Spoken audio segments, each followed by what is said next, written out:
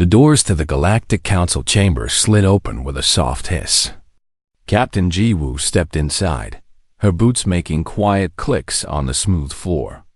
Behind her walked Hyun, carrying a data tablet, and Taeyang, whose eyes scanned every corner of the massive room. Ji-woo had seen pictures of this place, but nothing prepared her for seeing it in person. The chamber was huge, shaped like a half-sphere with seats rising up in circles. Hundreds of alien beings sat in those seats, representing dozens of different species from across the galaxy. Some looked like giant insects. Others were blob-like creatures that shifted colors. There were reptiles with scales that gleamed under the lights, and beings made of what looked like living crystal. All of them were staring at the three humans. Ji-woo heard the sounds immediately.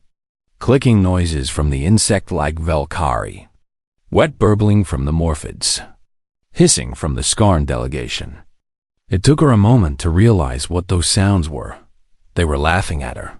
She kept her face calm and walked to the seat, marked for Earth's representative. It was positioned lower than most others, she noticed. A small insult, perhaps. Or maybe they thought humans were less important. Either way, Ji-woo sat down smoothly and folded her hands in her lap. Hyun and Taeyang stood behind her, equally composed. The being at the center of the chamber rose. Rentok was 12 feet tall, his body made of purple crystal that caught and reflected the light. His voice echoed when he spoke, deep and somehow condescending. "We welcome the representative from Earth," Rentok said, though his tone made it clear he did not actually feel welcoming. "It is unusual for us to consider a species from a Class 12 Deathworld for Council membership. Most unusual indeed." More sounds of amusement rippled through the chamber. Ji-woo noticed several delegates actually pointing at her and speaking to their neighbors. One Valkyrie clicked something that made its entire section burst into laughter. "We have reviewed Earth's application," Rentok continued. "Your world is fascinating in its hostility to life. Crushing gravity, poisonous atmosphere, extreme weather, deadly fauna and flora. It is remarkable that your species evolved at all." The Skarn delegate spoke up, its forked tongue flicking. "How does your kind even leave your burrows? The stress must be unbearable." Ji-woo smiled politely. "We manage," she said simply. This brought another wave of laughter. The Valkyrie were clicking so hard their seats vibrated. A Morphid rippled with what might have been mirth, its gelatinous body jiggling. "Yes, well," Rentok said, raising one crystalline hand for silence. "The Council has discussed your application at length. We have concerns about whether a species from such a violent world can truly embrace the peaceful cooperation we value here." "Earth seeks only friendship and trade," Ji-woo replied. Her voice was level calm. "We have no hostile intentions toward any member species." "Words are easy," a new voice said. Ji-woo looked up to see a being that resembled a floating jellyfish with tentacles. "Actions prove intent. Many species have come before us claiming peace, only to show their true nature later." Rentok's crystalline face somehow managed to look stern. "Indeed, this is why the Council has decided to offer Earth a test. A chance to prove your species can handle complex situations with appropriate restraint and wisdom." Ji-woo felt Taeyang shift slightly behind her.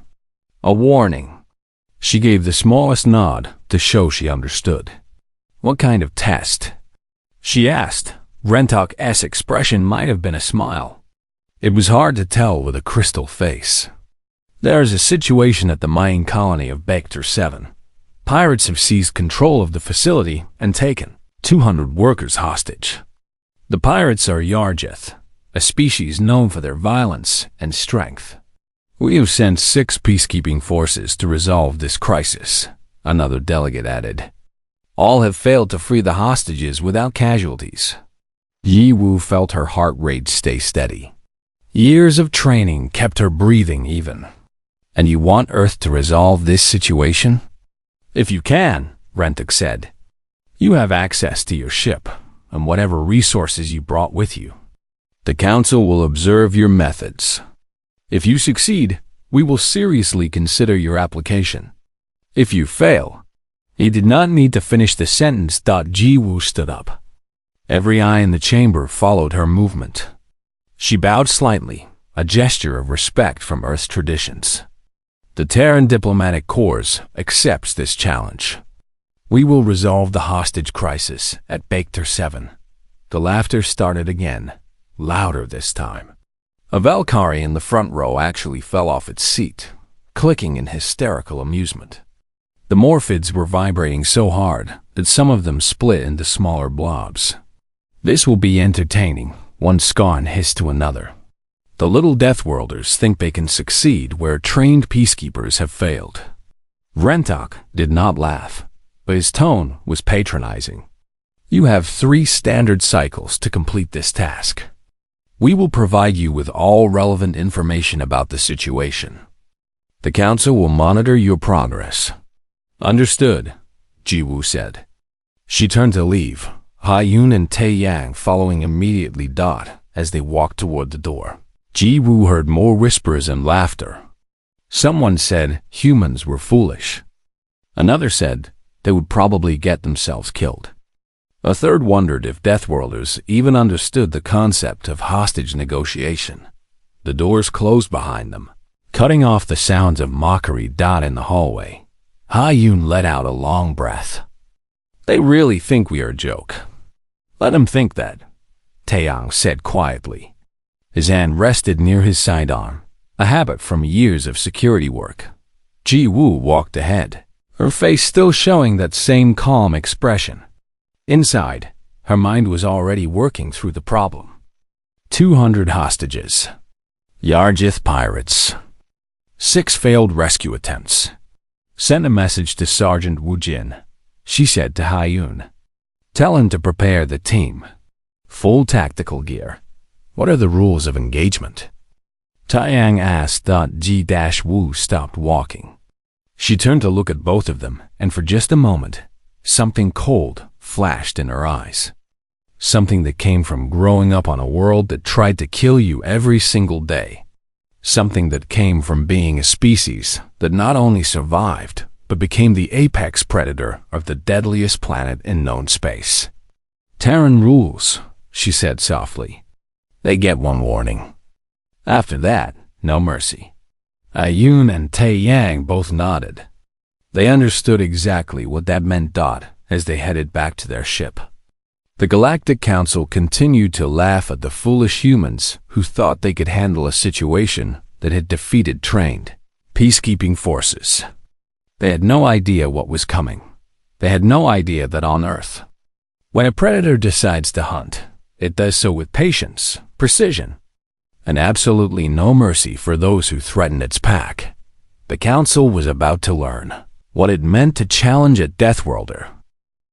The Dewang was not a large ship by galactic standards. It was a human diplomatic vessel, built for a crew of 20 with room for guests and cargo. Right now, it held exactly 15 people, the 3 diplomats and 12 Marines. Ji-woo walked into the briefing room where Sergeant Wu Jin had already assembled his team. The 12 Marines sat at attention, their faces serious. They wore simple gray uniforms now, but Ji-woo knew that soon they would be in full combat gear. At ease, Wu Jin said. And the Marines relaxed slightly. Ji-woo activated the holographic display in the center of the room. An image appeared showing a rocky planet with several structures on its surface. This is Baker 7, mining colony. 200 workers, currently held hostage by Yarjith pirates. She pulled up another image.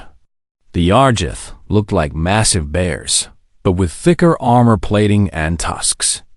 The Yarjith are approximately 9 feet tall. Heavy bone structure. Natural armor on their backs and shoulders. 60 of them have taken over the main facility. One of the Marines, Corporal Yujin, leaned forward. What are the environmental conditions? High dust storms. Temperature fluctuations. Gravity Is point 8 Earth normal? Hyun said, reading from her tablet. The Council considers it a difficult environment. Several Marines smiled at that. Point 8 gravity meant they would be faster and stronger than usual.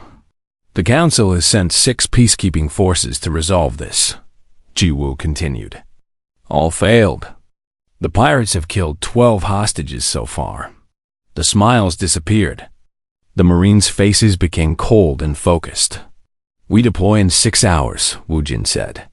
Full tactical loadout. Assume hostile contact immediately. As the Marines filed out to prepare, a small figure appeared at the door.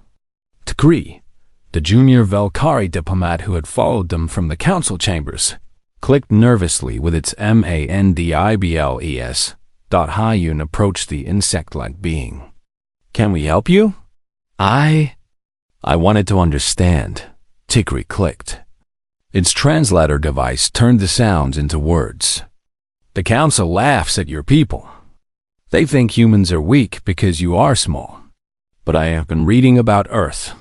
I wanted to know if the classifications are true. What have you learned? Hyun asked gently. Tikri's antennae twitched. Earth is rated Class 12 Death World, the highest danger rating in the Galactic database. Most of us come from Class 2 or Class 3 worlds. I am from a Class 1 world myself. What does that mean? Hyun asked, though she already knew. She wanted to hear it from the alien's perspective. It means your planet should not support intelligent life, Tikri said quietly. The gravity alone would crush most species. Earth's gravity is 3 times what I grew up with. If I went to your planet without a support suit, my exoskeleton would crack under the pressure. Hyun nodded. We evolved in that gravity. To us, it feels normal. The atmosphere, Tikri continued, its voice getting smaller. 21% oxygen. Do you know what we call oxygen on my world? Reactive poison. It corrodes everything it touches. We breathe a nitrogen-argon mix. If I breathed your air, I would die in minutes as it burned my respiratory system. Earth's oxygen content is high, Hyun admitted. It allows for more efficient energy production in our cells. It is why we can run long distances and why our endurance is so high. Tikri was shaking now. I read about your weather. Hurricanes with winds that exceed 200 kilometers per hour. Tornadoes that destroy everything in their path. Lightning storms, blizzards, heat waves that kill in hours. Earth can be harsh, Hyun said. Harsh? Tikri's translator struggled with the emotion in its clicks. I read about your predators, lions, tigers, bears, crocodiles, sharks, wolves, hundreds of species that evolved to kill and eat other creatures. Most worlds have 1 or 2 apex predators. Earth has dozens. Hyun smiled softly. Earth is competitive. Many species evolved to fill different hunting roles. And your plants. Tikri was clicking rapidly now. They wage chemical warfare against each other. Poison, thorns. Some of them eat animals. Your world sounds like a nightmare. It is home, Hyun said simply. Tikri was quiet for a moment. How did you survive? How did humans become intelligent when everything on your world tried to kill you? Hyun gestured for Tikri to follow her to the observation window. They looked out at the stars together. We survived by being smart, Hyun said. We learned to work together. We learned to make tools. We learned to adapt to any environment. Humans live in frozen places where the temperature drops low enough to freeze flesh in minutes. We live in deserts where no rain falls for years. We live in jungles where diseases and predators hide in every shadow. But why are you so calm? Tikri asked.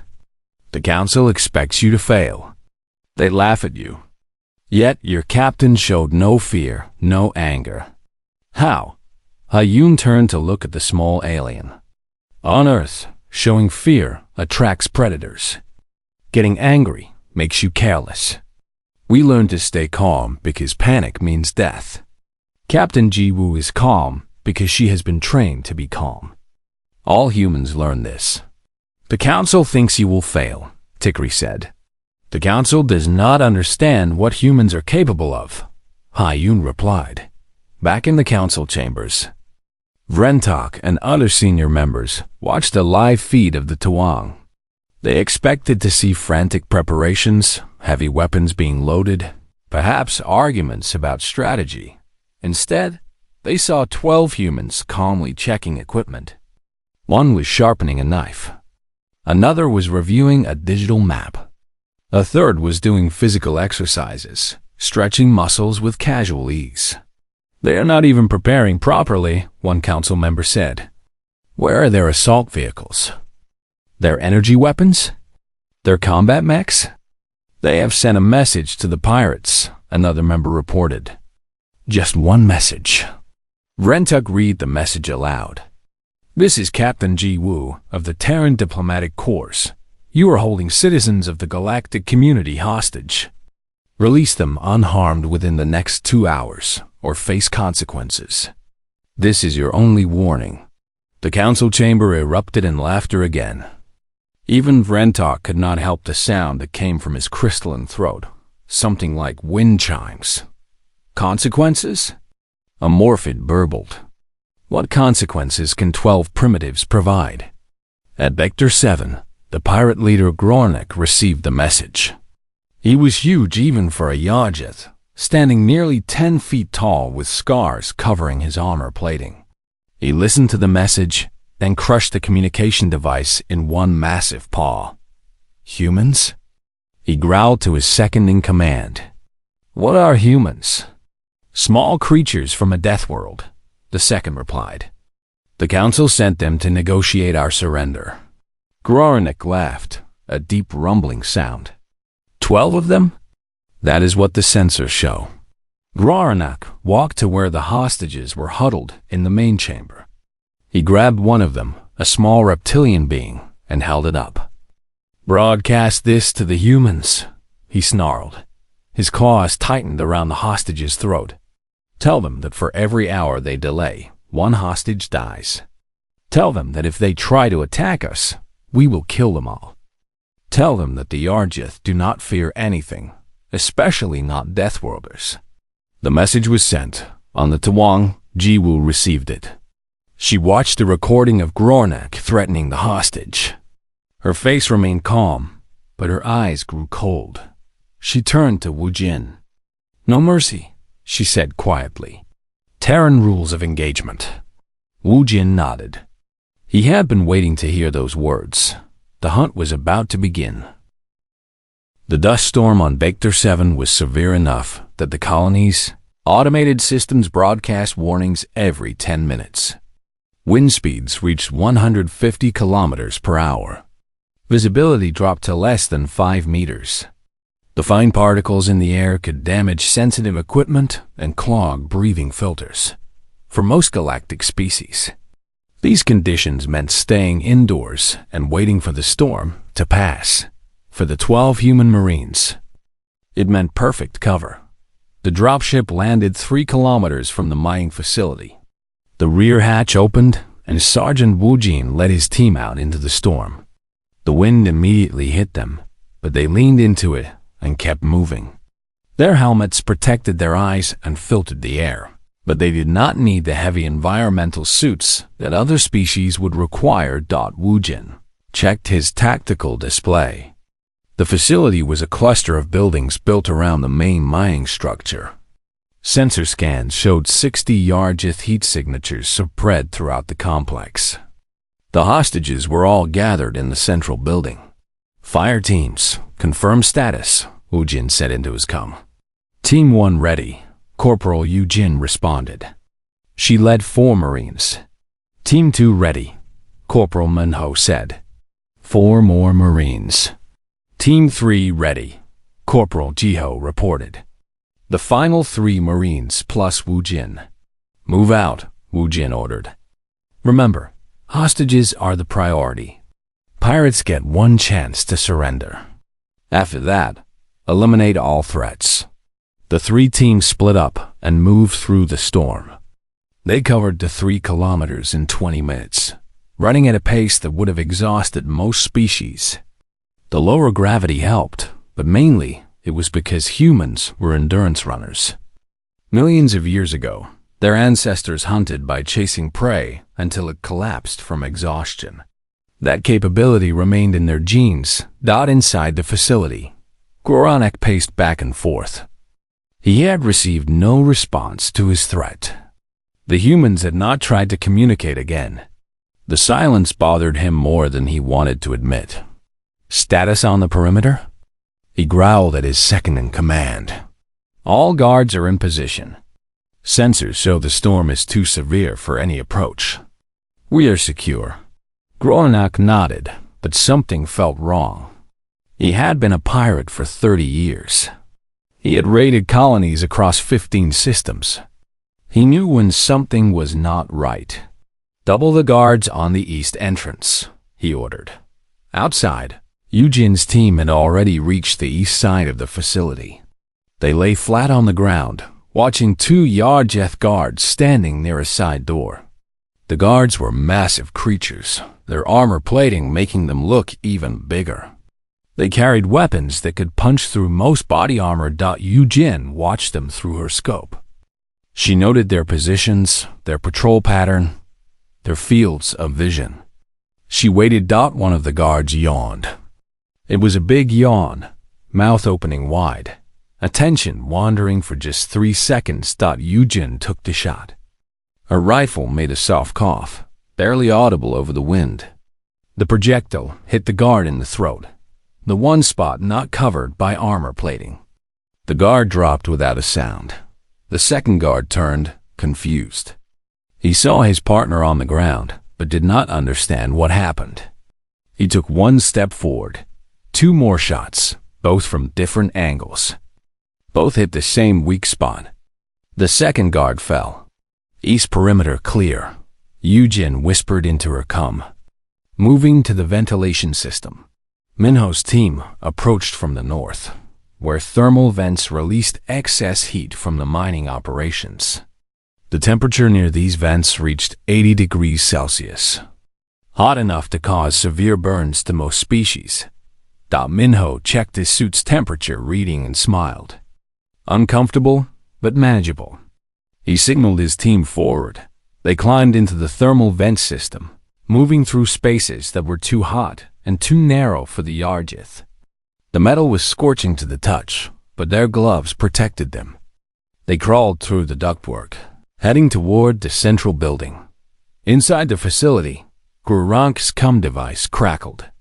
Sir, the east perimeter guards are not responding. Goronek felt his blood run cold. Send someone to check on them. Yes, sir. Jiho's team had scaled the outer wall of the facility. At 9 meters high with a smooth surface, most species would need climbing equipment and harnesses. The humans simply used friction gloves and boots, their fingers finding tiny cracks and holds that would not support heavier beings. Their lower weight and higher strength-to-weight ratio made the climb almost easy. They reached the roof in 5 minutes. Jiho looked down at the compound below. Through his night vision goggles, he could see heat signatures moving inside the buildings. He marked each one on his tactical display, sharing the data with the other teams. 12 hostiles on the ground floor, he whispered. 8 on level 2. Multiple signatures in the central chamber with the hostages. Copy that, Wujin responded. Hold position until all teams are in place. A Yarjith guard walked out to check on the east perimeter. He found his 2 comrades lying on the ground, blood pooling beneath them. His eyes went wide. He reached for his comm device. He never completed the action. A blade, thrown from the shadows, hit him in the throat. He gurgled once and fell. Eugene emerged from the darkness, recovered her knife, and dragged all 3 bodies into the shadows where they would not be easily seen. Her team moved into the facility through the side door. Goronek's comm exploded with chatter. 3 guards down at east perimeter. No sign of the attackers.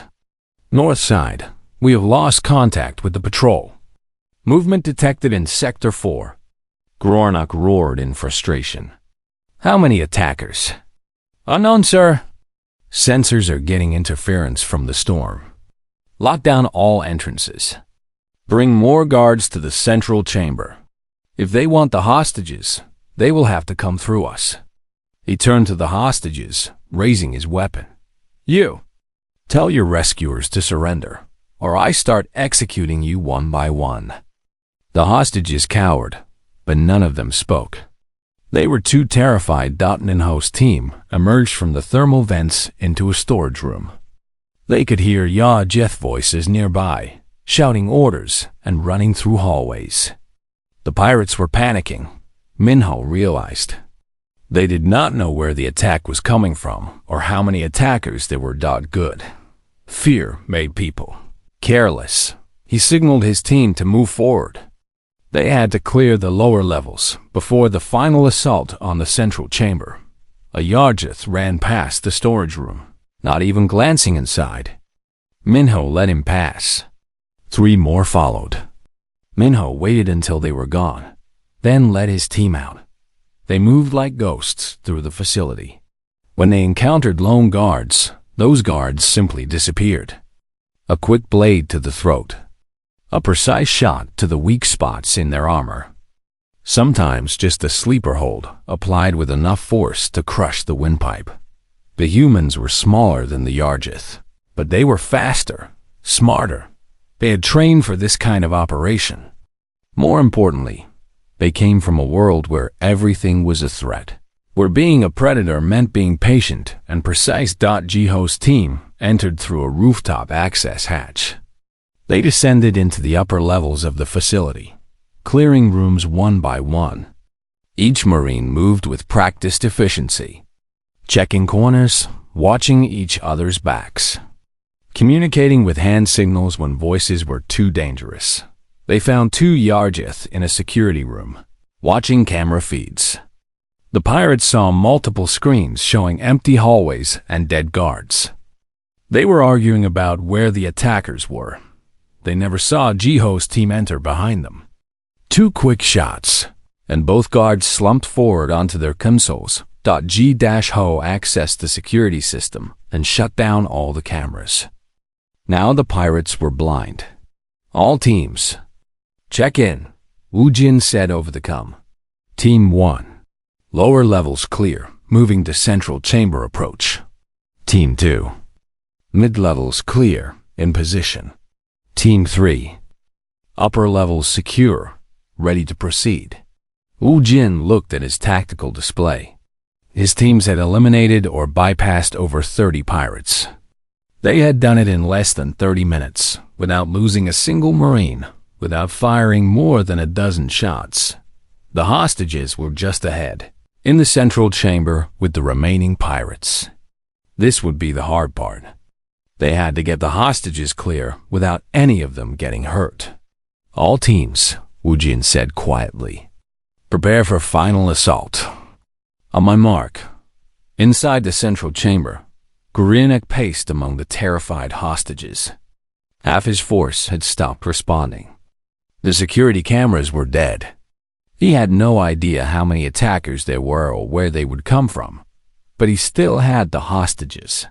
He still had leverage. Humans. He roared into his comm, broadcasting on all frequencies. I know you are here. Surrender now, or I will kill every hostage in this room. The only response was silence. Then the lights went out. The darkness in the central chamber was absolute. The emergency lights should have activated immediately, but they remained dark. Someone had disabled them. Gornak could still see, barely. Yarjeth had decent night vision, evolved for hunting in their homeworld's dense forests. But it was not perfect. Shapes were unclear. Shadows moved strangely. Form a perimeter around the hostages. He shouted, back to back. Watch all directions. His remaining 30 pirates moved into position. They were nervous now. Half their force was gone. The facility that should have been secure was compromised, and the enemy was invisible. One pirate heard something behind him. A soft footfall, barely audible. Audible. He turned, raising his weapon. A flash of movement. Something hit his throat. He tried to cry out, but only a wet gurgle came. He fell. Contact! Another pirate yelled, firing wildly into the darkness. The muzzle flash lit up the room for a brief second. He saw nothing but shadows. Then something moved behind him. He turned, but too slowly. A blade found the gap in his armor, plating between his shoulder and neck. He dropped. They are in here with us. Grornak roared. Open fire. Kill anything that moves. The pirates started shooting in all directions. Energy bolts and projectiles filled the air. Some hit walls. Some hit equipment. One pirate screamed as a shot from his own side hit him by accident. Through it all, the humans moved like ghosts. Eugene rolled behind a support pillar as energy bolts flew past her. She counted the shots, tracked where they came from. She popped out for 1 second, fired twice, and dropped 2 pirates. Then she was moving again, circling around to a new position. Minho had climbed up onto the overhead pipes that ran along the ceiling. The Yarjeth never looked up. It was a common mistake. Most species did not think in 3 dimensions during combat. He hung from the pipes with one hand, aimed with the other, and took careful shots at pirates below. G-Ho and his team had entered through a ventilation grate near the floor. They crawled on their bellies beneath the wild gunfire, moving toward where the hostages were huddled. The hostages were screaming, terrified by the darkness and the shooting. Stay down, Jiho whispered in the common trade language. We are here to help. Stay down and do not move. The hostages heard a human voice in the darkness and pressed themselves, flatter against the floor. Wu Jin activated a device on his belt. A high-pitched sound filled the room, too high for humans to hear, but painful to Yarjith ears. The pirates clutched their heads, their sensitive hearing overwhelmed. Flashbang! Wu Jin shouted to his teams. 3 small devices flew through the air and landed among the pirates. Then they detonated. Even through closed eyelids, the light was blinding. The sound was like thunder in an enclosed space. The Yarjith, already disoriented by the ultrasonic noise, were completely overwhelmed. They stumbled around, blind and deaf, firing randomly. The humans, who had been expecting the flashbangs and had their eyes closed and ears protected, moved with perfect precision. Yujin emerged from cover and ran straight at a group of 5 pirates. They were bigger than her, stronger than her, but they could not see and could not hear. She slid between the first one's legs, slashing at the back of his knees where there was no armor. He fell. She rolled to her feet, drove her blade up under the second one's jaw. He dropped. The third one swung wildly with his weapon. She ducked under it, struck him in the throat, and moved on. It was brutal. It was efficient. It was what she had been trained to do. Minho dropped from the ceiling onto a pirate's back. The weight and momentum drove the pirate to the ground. Minho's blade found the gap in the neck armor. The pirate stopped moving. Minho was already running to the next target. Jiho's team formed a protective circle around the hostages. Any pirate who stumbled too close was met with precise violence. Shots to the head. Blades to vital points. The humans were not cruel, but they were not merciful either. Every movement was designed to eliminate threats as quickly as possible. Groran's vision was slowly returning. He saw shapes moving in the darkness. Small shapes, much smaller than his pirates. They moved so fast, striking and disappearing before anyone could react. He raised his weapon and fired at one of them. The shot went wide. The shape dodged with inhuman speed and vanished behind cover. Fall back, Groranek shouted. To me, everyone to me. His remaining pirates tried to regroup. There were maybe 15 left. They formed a tight circle, weapons pointed outward. Wu Jin assessed the situation. The hostages were secure behind his teams. Most of the pirates were down. The remaining ones were grouped together, which made them an easier target, but also more dangerous. Cover the hostages, he said to Jiho's team. Everyone else, concentrated fire. 3, 2, 1, mark. 6 Marines fired simultaneously. 6 different angles. 6 pirates dropped. The remaining 9 broke formation and ran.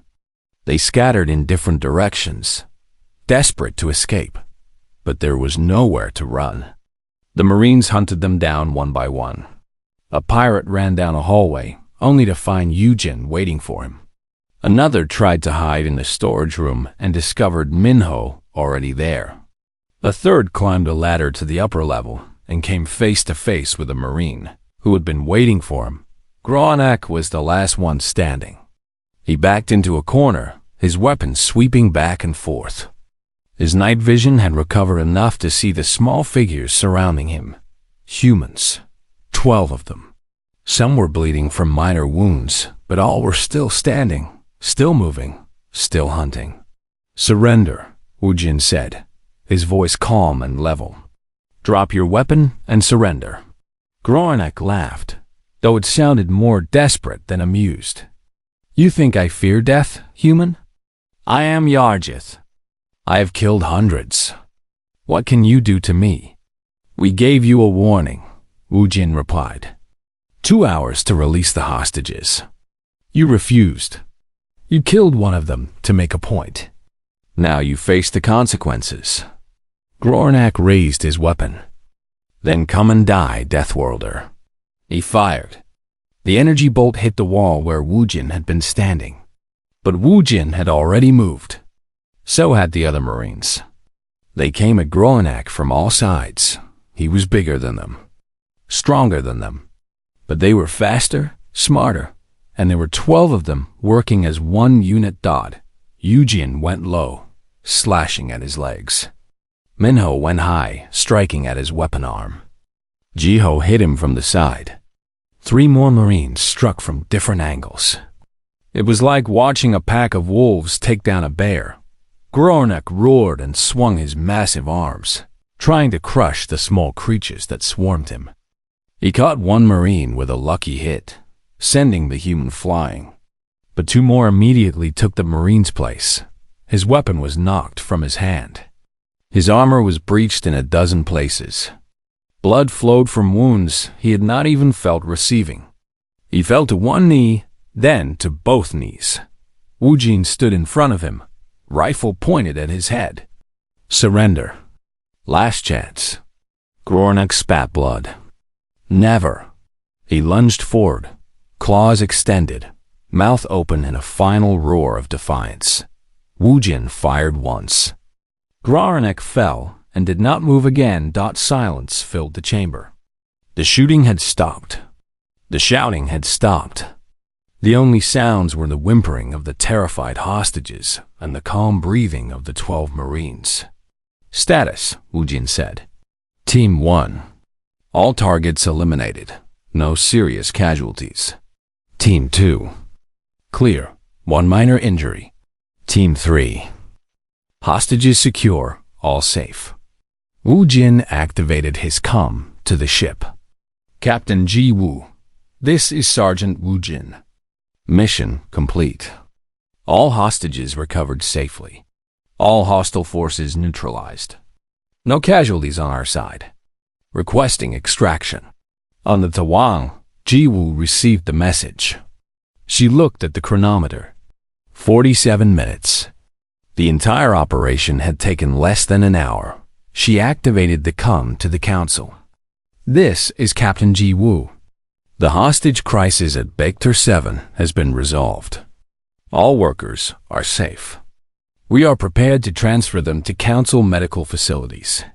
She kept her voice calm and professional, as if she had just completed a routine task instead of something that 6 peacekeeping forces had failed to do. In the council chambers, there was no laughter now. There was only stunned silence as they watched the live feeds from Vector 7, seeing the aftermath of what 12 humans had accomplished. The Deathworlders had shown exactly what they were capable of, and they had done it with the same terrifying calm that Ji-Woo had shown from the beginning. No mercy, just as she had promised. The Galactic Council chamber was silent for the first time in its 1,000-year history. Every delegate sat motionless, watching the recordings from Vector 7. For the third time, they watched the humans move through the storm as if it were nothing. They watched the silent elimination of perimeter guards. They watched the systematic clearing of the facility. They watched the final assault in the central chamber, where 12 humans moved like shadows and struck like lightning. Most disturbing of all, they watched how calm the humans remained throughout. No battle cries, no expressions of rage, just quiet efficiency, as if they were completing a simple task rather than a combat operation that had defeated 6 peacekeeping forces. Vrentok's crystalline form had lost some of its usual color. He looked paler, if that was possible for a being made of crystal. He spoke slowly, carefully choosing his words. The recordings have been verified as authentic. No editing, no manipulation. What we saw actually happened. A Morphid delegate rippled nervously. How is it possible? The Yargith are classified as a warrior species. They are 3 times the size of humans. Their natural armor can withstand most standard weapons. And yet, as Skarn hissed quietly, the humans killed them in close combat. With blades. Some with their bare hands. Look at timestamp 42 minutes, another delegate said. That human female, the one designated Yujin, took down 5 Yargith in less than 30 seconds. 5. Alone. They watched the clip again. Yujin moving between the disoriented pirates like she was dancing, each movement precise and lethal. It looked almost beautiful, if you could ignore the violence. The council must address this, Vrentok said finally. Captain Ji-Woo has requested permission to speak. I believe we should hear what she has to say. No one objected. The laughter and mockery from before had vanished completely. Ji-Woo entered the chamber with Ha-Yun and Tae-Yang. She walked the same way she had before, calm and composed. But now the delegates looked at her differently. They saw the predator beneath the polite exterior. She bowed respectfully and took her seat. The position seemed less insulting now. Or perhaps the council members were just too unsettled to care about such small things. Captain Ji-Woo, Vrentok began. You have completed the task we set before you. The hostages have been recovered safely. The pirate threat has been eliminated. The council acknowledges your success. Ji-Woo nodded. Thank you, council leader. We are pleased that the situation was resolved. Resolved. A Valkyrie clicked nervously. You eliminated 60 armed pirates in under an hour. 6 council peacekeeping forces could not do what 12 humans accomplished. We had advantages, Ji-Woo said simply. The environment was difficult for most species, but manageable for us. The lower gravity gave us additional speed and agility. The dust storm provided cover for our approach. You make it sound routine, Vrentok said. There was no condescension in his voice now, only a careful wariness. For our military personnel, it is routine, Ji-Woo replied. Sergeant Wu Jin and his team are specialists in hostage rescue operations. They train for situations exactly like this one. She paused, making eye contact with Vrentok and several other senior council members. But I think the council is not asking about tactics. You want to understand how humans can do what we do. You want to understand what it means to come from a Class 12 death world. The silence that followed was confirmation enough. Ji-Woo stood and walked to the center of the chamber. May I speak plainly, council? Please, Rentok said. Earth tried to kill us. Jiwoo began. Every single day, for millions of years, our world tested us. The gravity that crushes you made us strong. The oxygen that poisons you gives us energy. The weather that kills you taught us adaptation. The predators that hunt in the night taught us to be better hunters. She turned slowly, looking at each delegate. But the most important thing Earth taught us was to work together. A human alone is vulnerable, weak, easy prey. But humans together? We became the most successful species on our planet. We learned to communicate, to plan, to coordinate. We learned to hunt in packs. Like the wolves on your world, a delegate said quietly. Yes, like wolves. Like many Earth predators. Jiwoo smiled slightly. But we also learned something else. We learned to be calm. This is what I do not understand. Tikri clicked from the junior delegate section. You are from a world of constant danger, yet you show no fear. How? Because on Earth, fear is a liability, Jiwoo explained. When a predator senses fear, it attacks. When you panic, you make mistakes. We evolved to suppress our fear responses, to stay calm even in life-threatening situations. It is not that we do not feel fear. We do. But we learn to control it, to use it to sharpen our focus instead of clouding our judgment. She gestured to the screens, showing the Vector 7 recordings. You laughed at my calmness when I first came here. You thought it meant I was naive or weak. But that calmness is one of humanity's greatest strengths. It allows us to think clearly when others panic. It allows us to act decisively when others freeze. Brentok leaned forward. You said the pirates were given one warning. Why only one? Jiwoo's expression became colder. Because on Earth, predators do not give warnings. They simply attack. We gave the pirates more consideration than a lion gives a gazelle. We offered them a chance to surrender peacefully. They refused. They killed a hostage to demonstrate their resolve.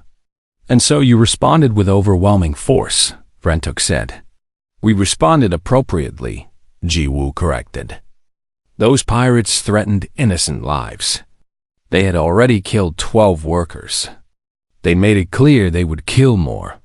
In that situation, there is only one response. Eliminate the threat completely. Amorphid rippled uncomfortably. You speak of killing so calmly. I speak truthfully, Jiwoo said. We do not enjoy violence. We do not seek it. But we are capable of it when necessary. Every human carries the genetic legacy of millions of years of survival on the deadliest planet in known space. We can be peaceful, cooperative, diplomatic. We prefer these things. But when pushed, when our people are threatened, we respond the way Earth taught us to respond. With no mercy, Rentok said quietly. With the same mercy Earth showed us, Jiwoo agreed. Which is to say, none. The chamber was silent again. The delegates looked at each other, at the humans, at the recordings. They were reassessing everything they thought they knew. Finally, Rentok spoke. The Council must vote on Earth's application for membership. All those in favor of granting full membership status to the Terran species. Every single hand, tentacle, appendage, and pseudopod rose. The vote was unanimous. The motion carries, Rentok announced. Earth is hereby granted full membership in the Galactic Council, with all rights and responsibilities that entails. Welcome to the galactic community, Captain Jiwoo. Jiwoo bowed deeply. On behalf of humanity, I thank the Council. We look forward to peaceful cooperation with all member species. As the formal session ended, delegates approached Jiwoo with requests for non-aggression pacts, trade agreements, and cultural exchanges. The Morphids wanted to establish diplomatic relations immediately. The Skarn requested a security consultation. Even the proud Valkyrie, who had laughed the loudest, now approached respectfully. Tikri approached Hyun, clicking softly. I understand now why you are calm. On your world, calmness meant survival. Hayun smiled. Exactly. And it still does, out here among the stars. Later, aboard the Tawang, Jiwoo sat in the observation lounge. Taeyang stood nearby, as always, watching the stars with her. They fear us now, Taeyang observed. Some do, Jiwoo agreed. Others respect us. A few will become genuine friends and allies. Fear is not our goal. Understanding is. Do you think they truly understand? Jiwoo considered the question. They understand that we are not to be underestimated. They understand that Deathworlders are dangerous when threatened. But do they understand humanity? Not yet. That will take time. She activated her personal comm and began recording a message to Earth. This is Captain Jiwoo of the Terran Diplomatic Corps. First contact mission has been completed successfully. Earth has been granted full membership in the Galactic Council. Initial relationships with major species are positive. She paused, choosing her next words carefully. The galactic community now understands that humans are not a species to be mocked or tested. They have seen what we are capable of when we decide to act. They have learned that we survived Earth not through luck, but through strength, intelligence, and the ability to work together. Another pause. But they have not seen everything. They have seen our soldiers in action. They have seen our ability to fight. What they have not yet seen is our capacity for innovation, for art, for science, for all the things that make humanity more than just survivors from a death world. She smiled slightly. That will be the next chapter of our story among the stars. For now, humanity has secured its place at the galactic table, not through submission or weakness, but through demonstrating exactly what we are. Survivors, hunters and protectors who will show mercy to our friends and none to our enemies. End of report. Captain Jiwoo signing off. She ended the recording and looked out at the stars again.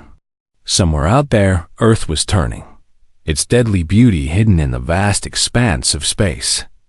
Humanity's home. Humanity's crucible. And now, thanks to what that world had taught them,